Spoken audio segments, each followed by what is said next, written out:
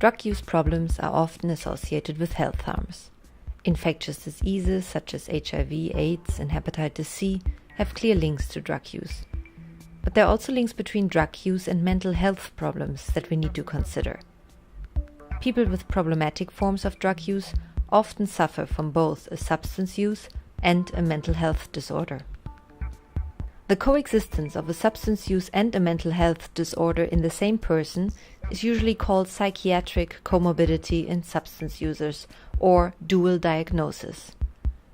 There aren't many figures on the extent of mental health disorders among drug users, but the numbers affected can be very high, up to 80% in certain groups of drug treatment patients.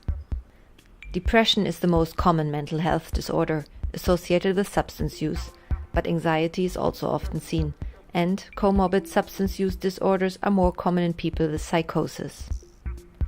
Compared with people who have only a drug use or a mental health problem, people with comorbidity have more emergency admissions to general hospitals and to psychiatric hospitals, and more of them commit suicide.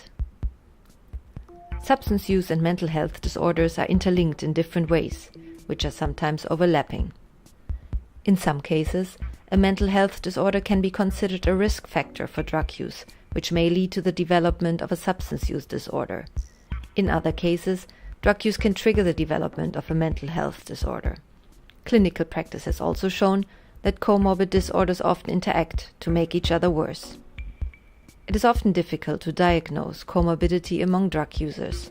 For example, in a person entering drug treatment, acute psychiatric symptoms might be attributed to their drug use, or the effects of withdrawal or intoxication from drugs may be misinterpreted as psychiatric illness. Patients need careful diagnosis and integrated treatment, where the two disorders are treated at the same time with professionals from both fields working together.